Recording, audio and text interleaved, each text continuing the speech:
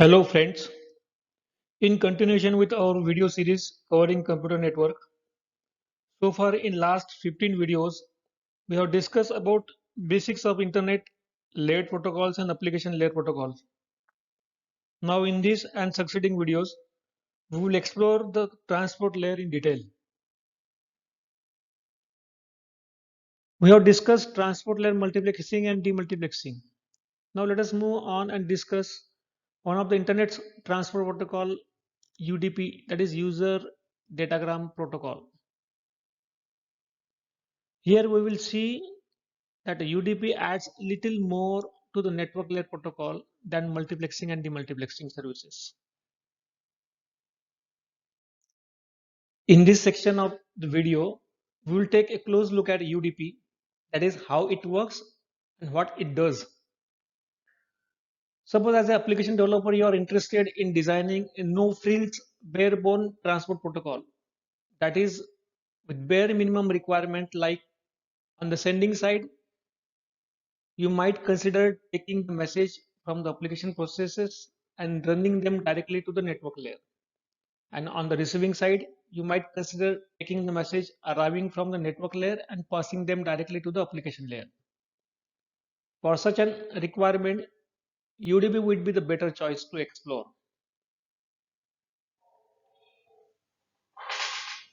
But as we learned in the previous section, at the very least, transport layer has to provide minimum multiplexing and demultiplexing services in order to pass data between the network layer and the correct application layer level processes.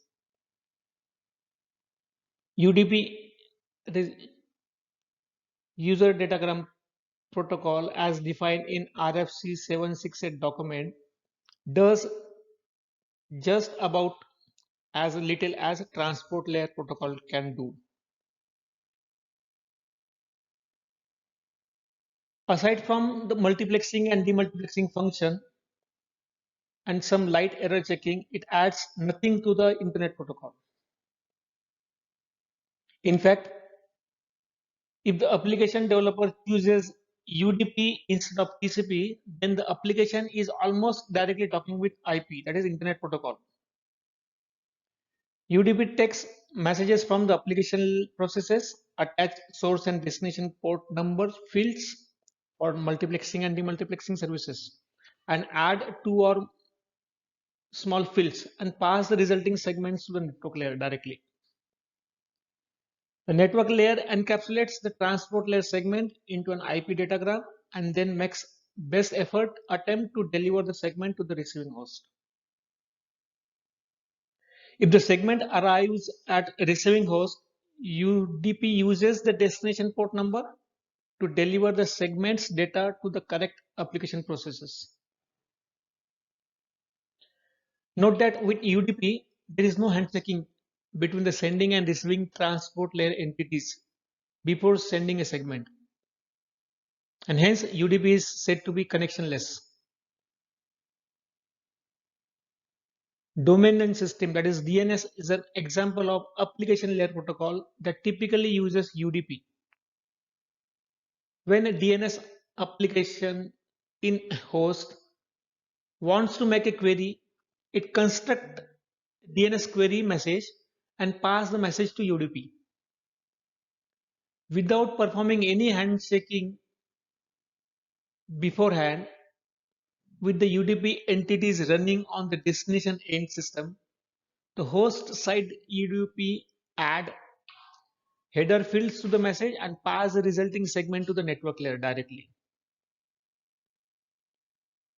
Network layer then thus encapsulates the UDP segment into datagram and send the datagram to a name server. The DNS application at the querying host then waits for the reply to its query. If it does not receive a reply, possibly because underlying network lost the query or the reply would have been lost, either it tries sending the query to another name server or it informs the invoking application that it cannot get a query reply. Then question may arise, why an application developer would ever choose to build an application over UDP rather than over TCP? Unlike UDP, TCP provides reliable data transfer services. But this is a simple question. When UDP does not provide any reliable data transfer services and UDP is connectionless, then still why UDP is in use? There are certain valid reason, which makes UDP still better suited for certain applications. For example, there are some typical characteristics UDP does has. First characteristics would be finer application level control over what data is sent and when data is sent. That is, under UDP, as soon as an application process passes data to UDP, UDP will package data inside UDP segments and immediately pass the segment to the network layer.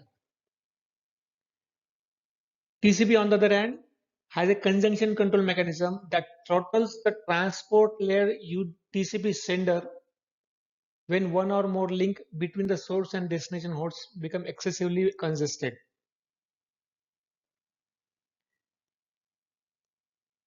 TCP will also continue to resend segment until the receipt of segment has been acknowledged by the destination, regardless of how long reliable delivery takes. Since real-time applications often require a minimum sending rate, do not want to overlay delay segment transmission and can tolerate some data loss where TCP service model fails. That is where UDP finds its application. As discussed later on, these applications can use UDP and implement as a part of application. Any additional functionality that is needed beyond UDP's no frill segments can be implemented in application. Second reason for UDP's usage as no connection establishment time. As discussed, as we will discuss later, TCP uses a three-way handshake before it starts to transfer data. On the other hand, UDP just blasts away without any formal preliminaries.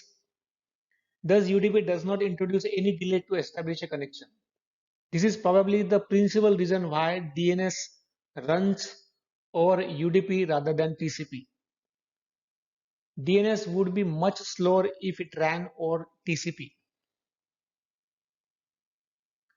But HTTP does uses TCP rather than UDP since reliability is critical for web page with text. The TCP connection establishment delay in case of HTTP is an important contributor to the delays associated with downloading the web pages or web documents. But still HTTP needs reliable service, so it uses TCP over UDP. The third reason could be no connection state. TCP maintains connection state in the end system. These connection states include receives and send buffers, conjunction control parameters, sequence and acknowledgement numbers parameters. In fact, this state information is needed to implement TCP's reliable data transfer service and to provide conjunction control. UDP, on the other hand, does not maintain any such connection state information and does not keep track of any of these parameters. For this reason, a server devoted to a particular application can typically support many active clients when the application runs over UDP rather than TCP because UDP is having very less overheads as compared to TCP as UDP does not maintain any connection state. And one more reason, the small packet header overheads. The TCP segment has 20 bytes of header overhead in every segment, 20 bytes, 20 bytes in each segment as an overhead. Whereas in case of UDP, there are only 8 bytes of overhead. Typically, email, remote terminal access, the web, that is HTTP, file transfer, that is FTP, run or TCP, as all these applications need the reliable data transfer services of the TCP. Whereas there are many important applications which runs on UDP rather than TCP, like network management, that is SMMP, DNS, multimedia applications such as internet phone, real-time video conferencing, streaming of stored video and audio. Specifically, these applications can tolerate small amount of packet loss, less reliable data transfer without any support on congestion control front. That's why these applications use the services of UDP or TCP. However, TCP is increasingly being used for streaming media transport. Nearly 75% of on-demand and live streaming is done or uses TCP, as most of the organizations block UDP traffic for security reasons. TCP becomes an increasingly attractive protocol for streaming media transport. Although commonly done today, running multimedia applications or UDP is controversial, as UDP has no congestion control mechanism. Congestion control is needed to prevent network from entering the congested state in which very little useful work is done. Hence, lack of congestion control in UDP can result in high loss rate between UDP sender and receiver. As shown in the diagram, the UDP segment structure, which was defined in request for comment, that is RFC 768 document, that is Internet Standards, basically consists of 5 major fields, including the application data, which occupies the data field in the UDP segment. For example, for DNS, the data field contains either a query message or a response to a query message. For streaming audio applications, audio sample fills this data field.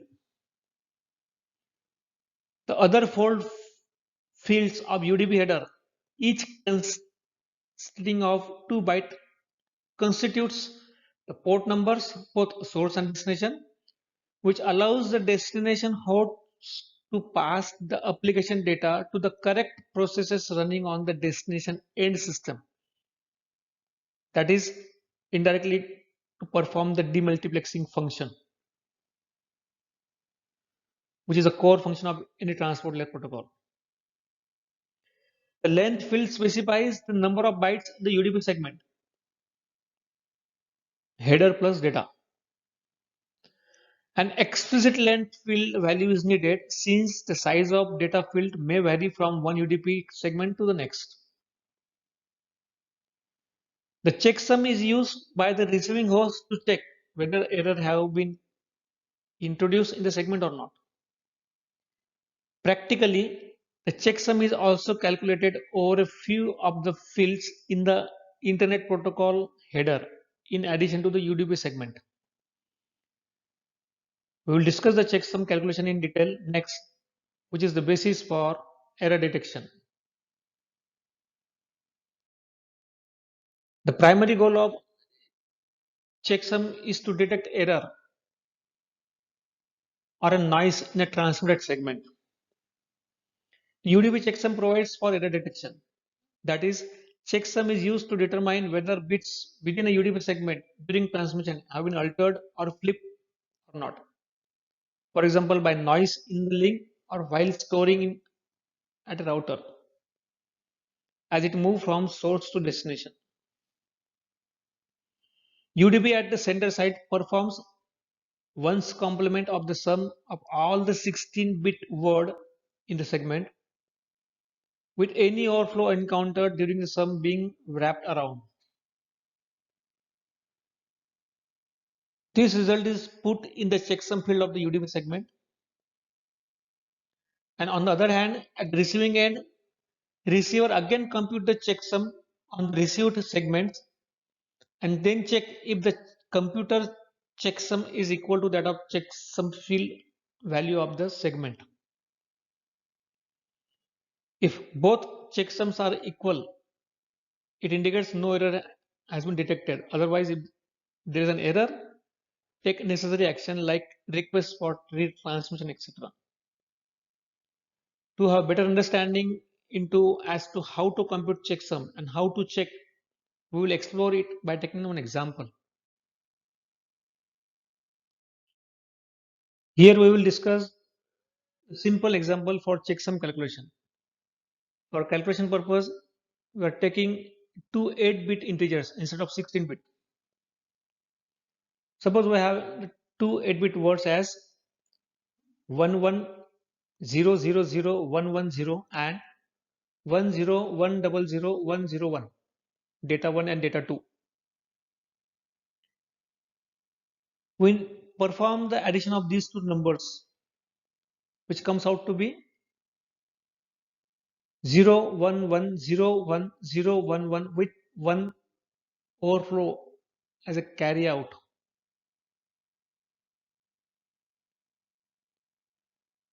Add the carry out thus generated to the sum computed, that is wrapped around addition. Hence, the partial sum, that is 01101011, is added with the overflow carry 1, and we get the resultant sum as 01101100.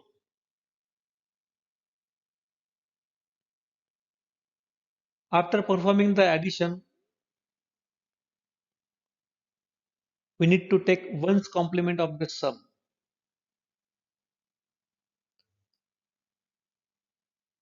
which becomes 100 as a checksum. Here we are performing the addition of data. We need to perform addition by using wrapped around method. Means carry generated because of the overflow is added to the partial sum to get the final result. And once we compute the final result, then take one's complement of the result to generate the checksum.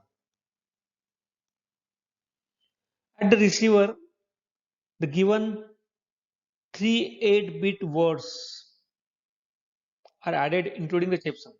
3 means two data 1 and data 2 along with third word, that is checksum. These three 8-bit words are added at the receiver end. If no errors are introduced into the packet, then clearly the sum at the receiver will be all ones, that is 111111 8 times.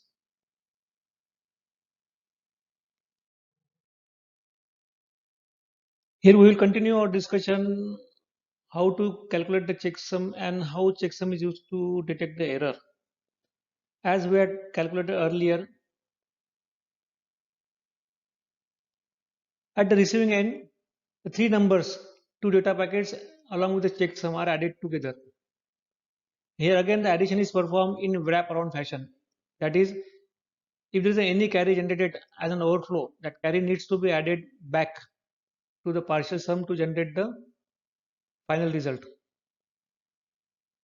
As in this case, the final result is 111111, that is all 8-bit as 1, which indicates that during transmission there was no any error.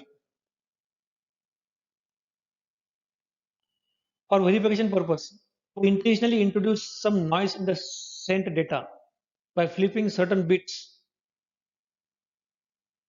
from 0 to 1 or 1 to 0, and then check to see how error can be detected by this method.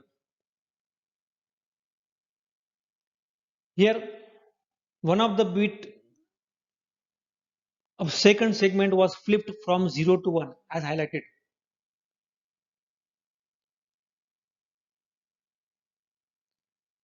One bit from the second data packet was intentionally flipped from 0 to 1. And we will check how this flipped. Because of this flipping of the bit, we are able to identify whether the data has been manipulated or changed during transmission or not. Process will remain same. We need to add two data packets along with the checksum generated and sent by the transmitter, that is sender. We'll perform same operation. And again, we need to perform addition in wrap around fashion. Here are three numbers, two data packets along with checksum are added together. We get the result as 0 0 0 1 0 0 0 instead of all ones,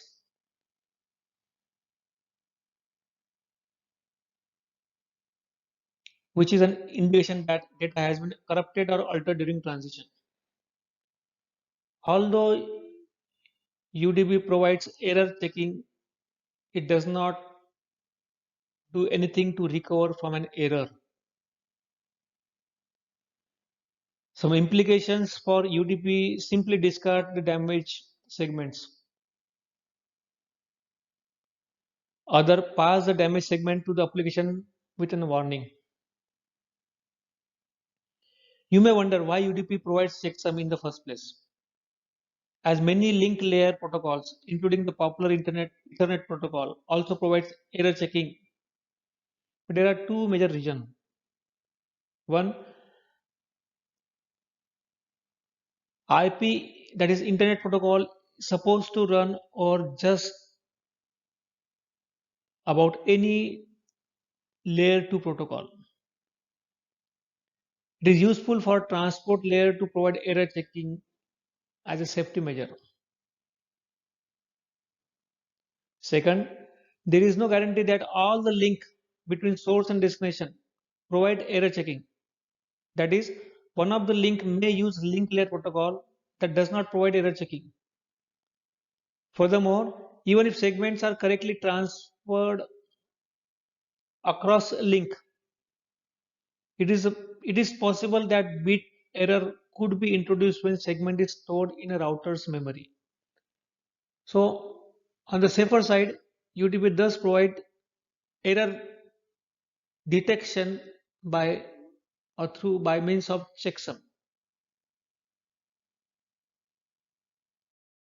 Thank you very much for listening to me till end.